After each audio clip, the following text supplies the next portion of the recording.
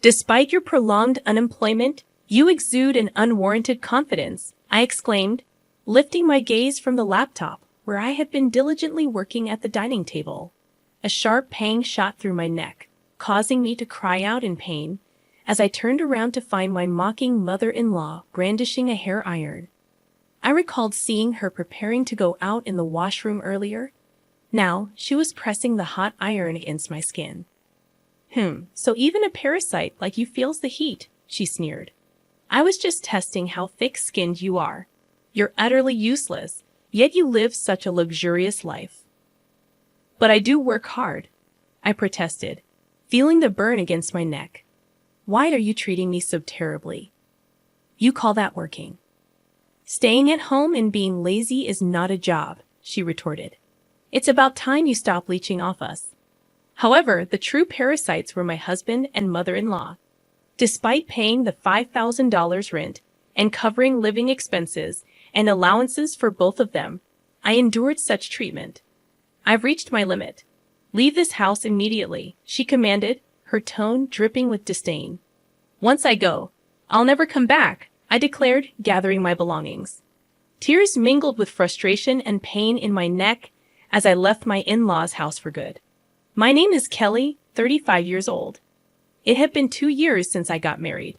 Even before marriage, I had been working from home as a freelance writer. After my father's accident, I returned to my parents' home to support them. Gradually, I found success as a freelance writer, earning more than I did in my previous job. During a college reunion, I reconnected with Ben, who would become my husband. Despite our differences, we were drawn to each other, and soon we were married. However, tragedy struck when Ben's father passed away suddenly. We moved in with Ben's mother to support her during this difficult time. Living with my mother-in-law proved to be challenging from the start. Despite my efforts to support her, she never accepted me as Ben's spouse. Her constant criticisms and sarcasm wore me down. But despite the hardships, I remained resilient. I packed my belongings and left, determined to build a better life for myself. I pondered Mary's criticisms but obediently responded with a simple yes in the evening. She questioned, "Did you buy these ingredients from that store? How can you make such a meal with ingredients from there?" It was from a nearby luxury supermarket. "I'm sorry if it didn't suit your taste, Mary. It's just a simple salad. Ben likes it, so I often make it. But yes, that supermarket is quite expensive," I explained. "My goodness, how embarrassing. Act in a way that doesn't bring shame to our family. You never know who's watching," she sighed deeply, shaking her head in disappointment. In that moment, I made a firm vow to be recognized by my mother-in-law. From grooming to cooking skills, I worked hard every day. However, her critical eyes never softened. Initially, I took her sarcasm and cold words lightly, but they gradually began to feel crushing. I felt invalidated and powerless. I wanted to confide in Ben, but our life together had changed. We used to enjoy our time as a couple daily, but since moving in, our opportunities to see each other had decreased.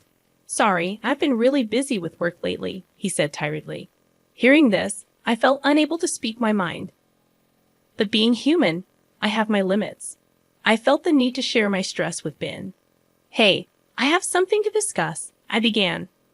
"Oh, I actually have something to talk to you about too. I quit my job 3 months ago." "What? Quit? What do you mean?" I exclaimed. "Don't worry. I've already started another job. Remember the select shop I always wanted to open? I finally launched it. I'm co-managing it with Senior Eric," he revealed. "You never mentioned any of this before," I responded, surprised.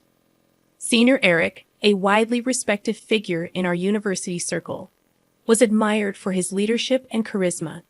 He had successfully developed and sold a game app in college and started a startup with friends, showcasing his talents. Ben, in his usual gentle tone but looking slightly guilty, said, "I didn't want to worry you or Mom. I'll work harder from now on. Will you support me?" I was moved by his words yet hesitant.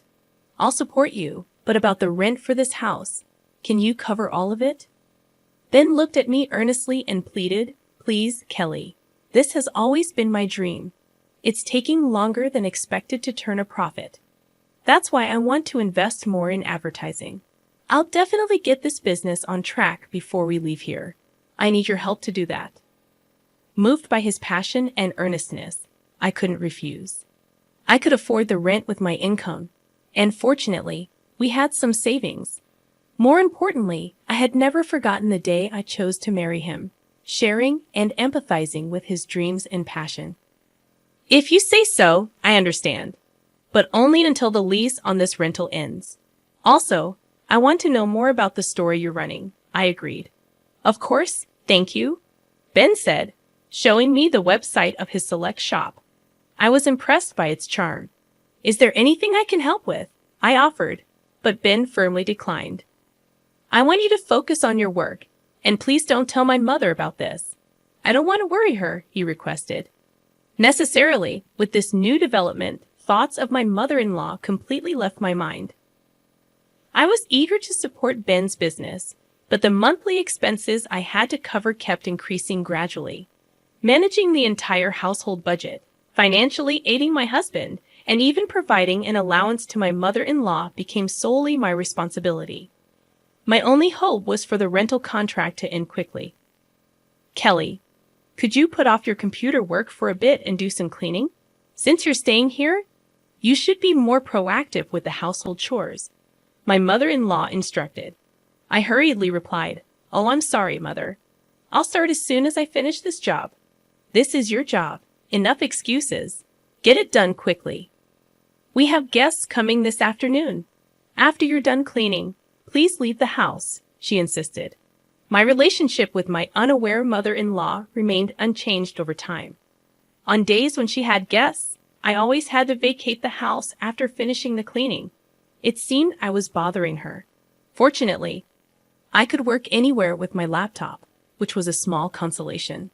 However, one day held a different outcome. When I returned home in the evening, my mother-in-law, looking satisfied, greeted me with, "Welcome back. I tidied up your room." Confused, I rushed to my office. The room was indeed tidied, but my belongings were organized. In the center were a large suitcase and 2 duffel bags. "What does this mean, Mother?" I asked. "This room was initially prepared for guests. I can't accept someone with your lack of housekeeping skills using it. If you want to use this room, you'll have to pay an appropriate fee. If you don't like that, leave immediately. Don't expect to live luxuriously here for free," she declared. I swallowed my words. Why must I endure such treatment? As I silently bowed my head, my mother-in-law said with satisfaction, "I'll say it again. I don't accept you as Ben's wife." With that, she huffed and returned to the living room. Tears welled up in my eyes from frustration. I tried to contact Ben, but he didn't answer his phone. After messaging him about the incident, he replied, "Please bear with it a little longer." Unable to contain my anger, I poured out everything to Ben when he returned late at night. "Just hold on a little longer. I'm stressed with work too. Don't worry about my mother. It's just a bit more endurance," he said. "I'm paying the full rent, and now she wants me to pay for my room too. I can't tolerate her unreasonable demands any longer," I protested. After hearing this, Ben hurriedly tried to call me. "I'm really sorry. I'll talk to her once we leave here. You won't have to see her again.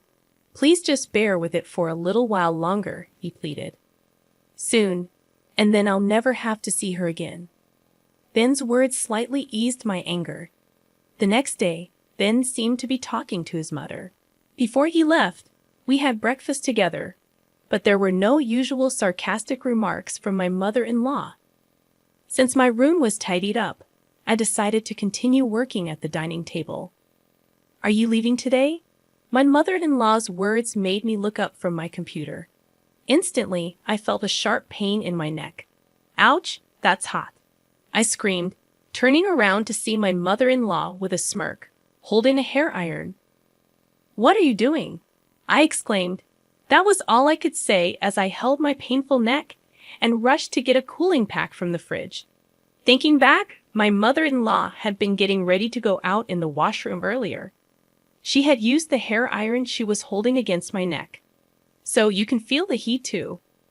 I wanted to see how thick-skinned you are, living such a luxurious life, yet being so useless. I work hard too. Why would you do something so terrible? My mother-in-law scolded. Working? You're just using your at-home job as an excuse to slack off. Nothing but an unemployed person. It's about time you consider our situation and become independent, she added. In reality, I was the one bearing the rent and living expenses, yet I couldn't understand. I couldn't comprehend why I was being treated this way. Before I knew it, I found myself glaring at her. What's with that look? The look of a pitiful person. I've reached my limit. Leave this house immediately, otherwise, I don't know what I'll do next. Am I really allowed to leave? I questioned. I won't come back here ever again, you know. Yes, that's fine. I'm fed up with taking care of poor people like you, she responded with intense pain and disappointment evident in her tone. Filled with a mix of emotions, I cried as I packed my things. Since my mother-in-law had already organized my belongings the day before, it didn't take long. I no longer cared about the fate of this house. I left my in-laws' home without looking back. After receiving treatment at the hospital, I went to my usual cafe to calm down. The spacious table arrangement and quiet environment were ideal for focusing on work. As I contemplated whether to contact Ben, I was suddenly approached. Kelly, is that you? To my surprise, it was Senior Eric. It's been a while. How's Ben doing, Senior Eric?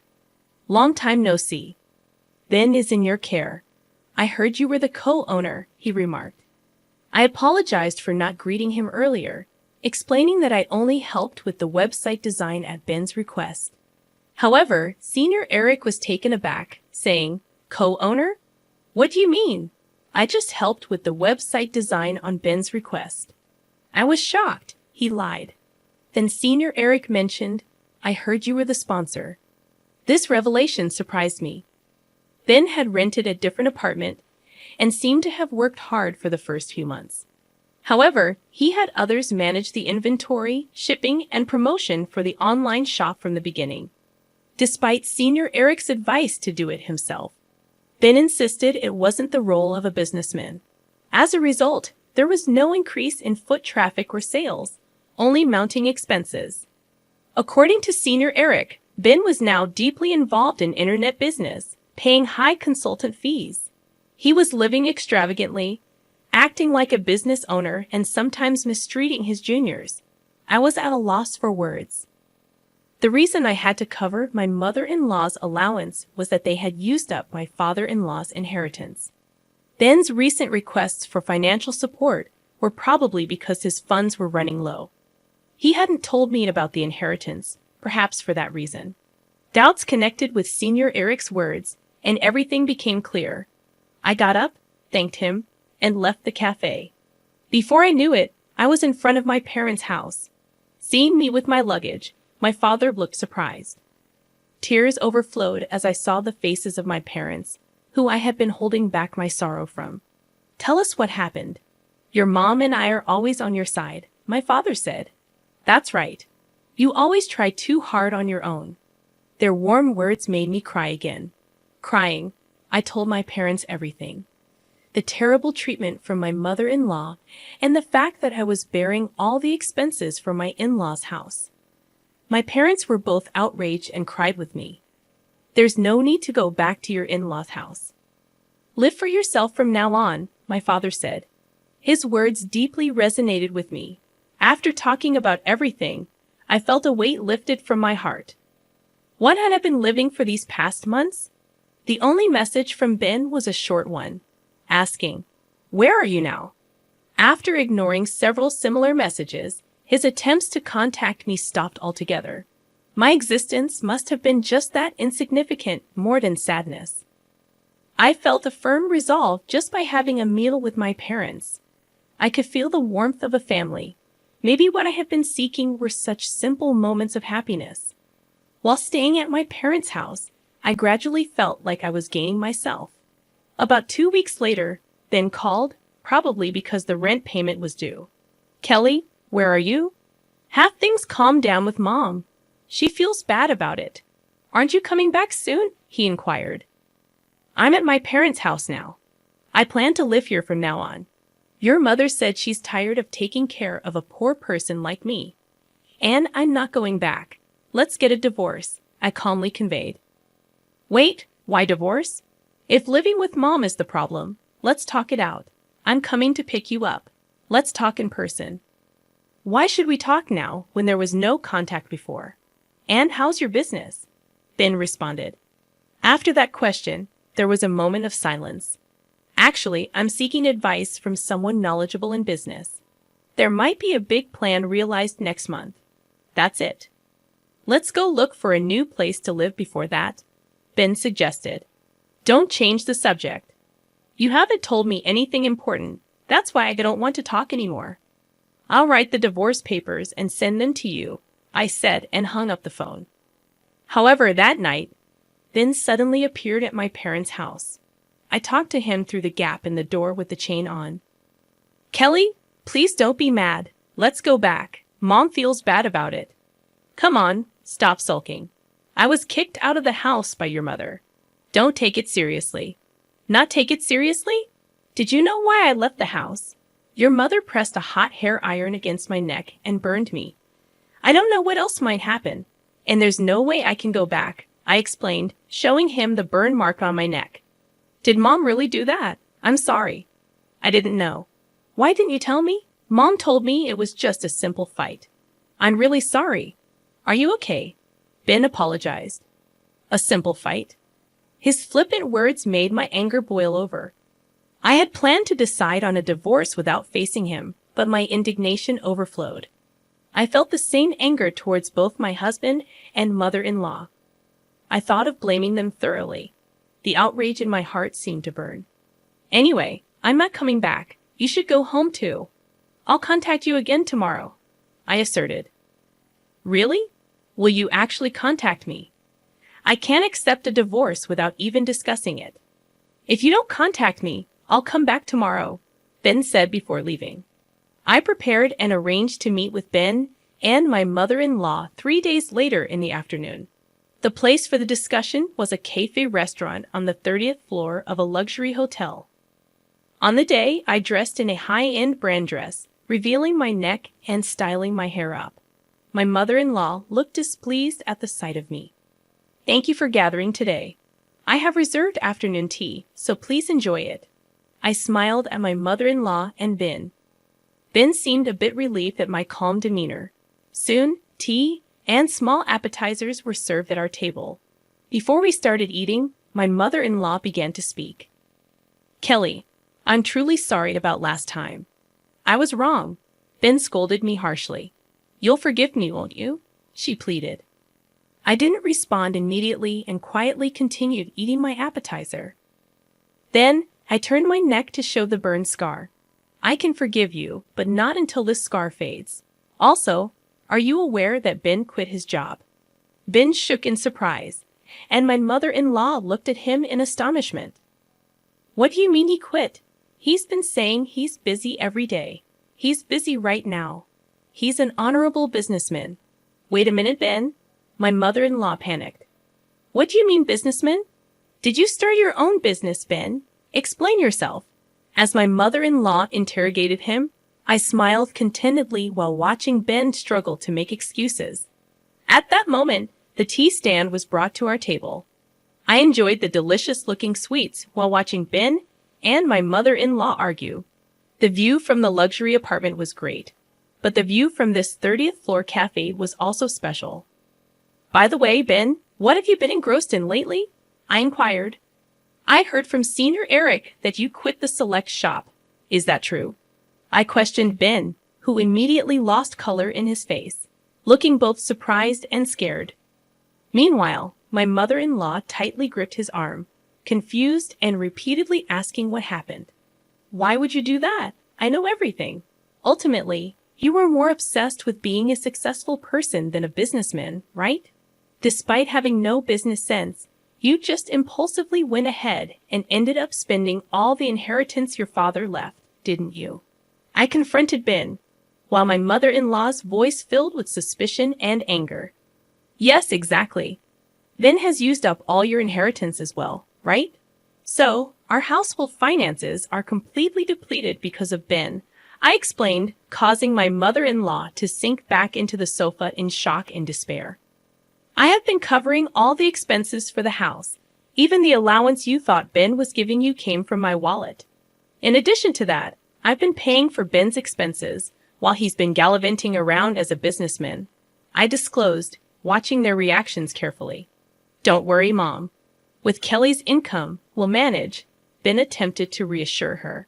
But I wasn't having any of it. Don't joke. I heard you're getting into another business. We're already at the bottom, spending money and just playing around. Stop it now, I asserted firmly, feeling the weight of the situation pressing down on us. As the cafe fell silent, I finished the tea left in my cup in one gulp and declared, I can no longer take care of you two, who are now penniless. You will need to take care of next week's rent payment. And regarding the divorce, let's proceed firmly through a lawyer. Ben pleaded tearfully. I don't want a divorce. Please don't do this. But my mind was already made up. My mother-in-law's face trembled with paleness as she begged for my help. You said before that you didn't accept me as family, didn't you, Mary? As compensation for the burn, I would like you to start with this payment. I hope you still have this allowance, I stated firmly, leaving the two of them in the hotel. Ben remained silent, ultimately saying nothing. Looking up at the high-rise floors from the ground, I hoped they felt the sensation of being cast down from heaven to earth, marking the end of my revenge. Afterward, we got divorced. Ben resisted at first, but when I threatened to report my mother-in-law to the police, he quickly agreed. I couldn't forgive my mother-in-law, but her disappearance from my sight would erase her from my memory. For that reason, I demanded a substantial amount from Ben for emotional distress. Later, they apparently moved to a cramped apartment. However, the relationship between my wasteful ex-husband and betrayed mother-in-law seemed strained. Aiming for independence, my once arrogant mother-in-law is now reportedly doing part-time cleaning work. I couldn't help but laugh at the thought of that scene. Currently, Ben is struggling with debt and working multiple part-time jobs at night. It seems that working as an employee was more suited to his true nature. The active personality of Ben that I once found attractive was, from another angle, just impulsive and shallow foolishness. Living in the luxury apartment and the inheritance from my father-in-law must have revealed his flaws more clearly. I continue to work actively from my parents' home. I met with Senior Eric later and conveyed to him the details and my gratitude. He appreciated my writing skills, and now I am receiving work from him. For the time being, I plan to focus on living for myself with my parents.